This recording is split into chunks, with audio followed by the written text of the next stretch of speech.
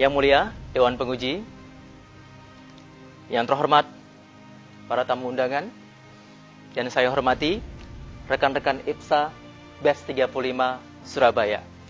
Saya Prio.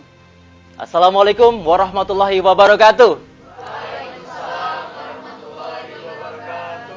Baik, Bapak Ibu sekalian, banyak orang di luar sana ketika mereka bicara tentang kesuksesan, mereka bisanya teriak lantang suara menantang, rapuh kaki tiada tindakan. Ambisinya besar berapi-api, tapi tak satu pun lilin kecil menghiasi. Bicaranya gagah tentang masa depan, tapi takut terdiam melihat peluang. Coba kita pikirkan bersama, sebenarnya apa yang salah dengan diri kita? Kenapa lagi dan lagi diri ini selalu diperbudak dengan ketidaktegasan?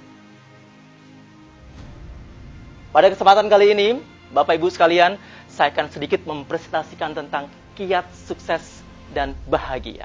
Boleh tepuk tangan untuk kita semuanya? Baik, terima kasih banyak.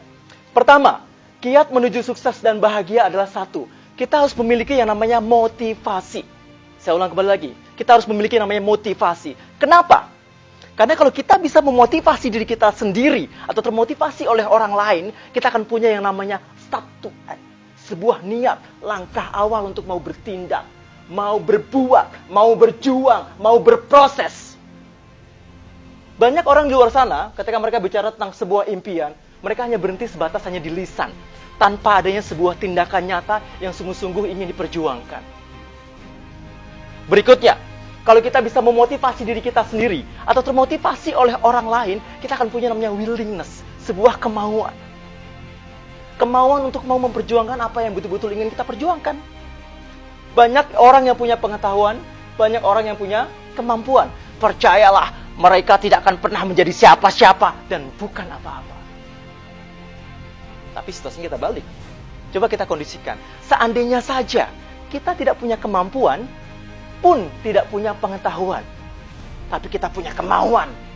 Percayalah, seyakin-yakinnya bahwa kalau kita punya kekuatan kemauan, yang nggak mungkin akan menjadi mungkin, yang jauh akan menjadi dekat, yang berat akan menjadi ringan.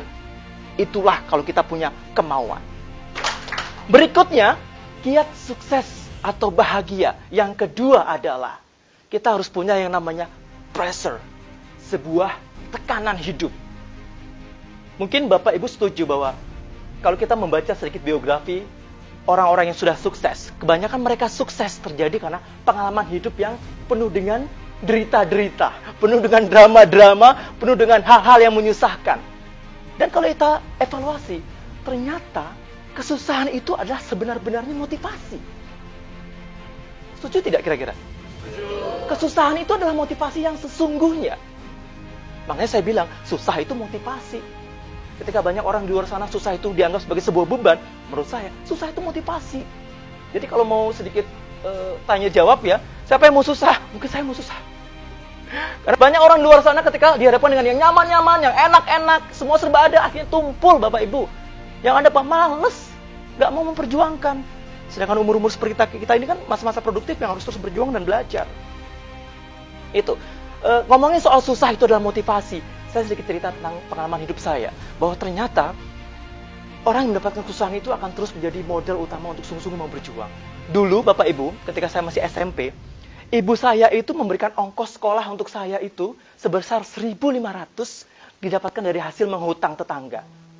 Maksudnya berhutang ke tetangga, 1.500. Suatu ketika, ibu saya berhutang ke tetangga, Bu, pinjam uangnya 1.500 untuk anak saya sekolah. Ya. Si tetangga itu memberikan uang 1.500 ke tangan ibu saya dengan cara dihentakkan. Dan uang itu 1.500 itu adalah receh-recehan semua, koin-koin semua. Dihentakkan. Apa dampaknya? Jatuh berserakan. Ibu saya jongkok, membungkuk, dan akhirnya harus mengais satu persatu uang recehan itu untuk ongkos sekolah saya. Saya di belakangnya saat itu. Saya saksikan dengan mata kepala saya sendiri. Apa yang saya rasakan pada saat itu, Bapak Ibu? Tidak hanya sedih, tapi saya menangis. Bahkan saya mengikrarkan diri saya. Saya bersumpah demi Allah, demi Tuhan. Saya akan memperjuangkan hidup saya untuk melawan susah, melawan miskin. Apapun yang terjadi, saya akan berjuang. Ya. Terakhir dari saya Mari Bapak Ibu semua kita terus memotivasi diri kita sendiri agar kita terus menjadi pejuang di masa depan. Sehingga apapun yang kita cita-citakan bisa terkabul. Terakhir, pesan dari Bung Karno. Kami menggoyangkan langit. Kami menggempakan darat. Kami menggelorakan samudra agar kami tidak menjadi bangsa yang hanya dibayar 1,5 sen sehari. Bangsa yang hebat, bangsa yang pejuang keras, bangsa yang bukan bangsa kuli, bukan bangsa tempe, bangsa yang rela menderita demi pembelian cita-cita.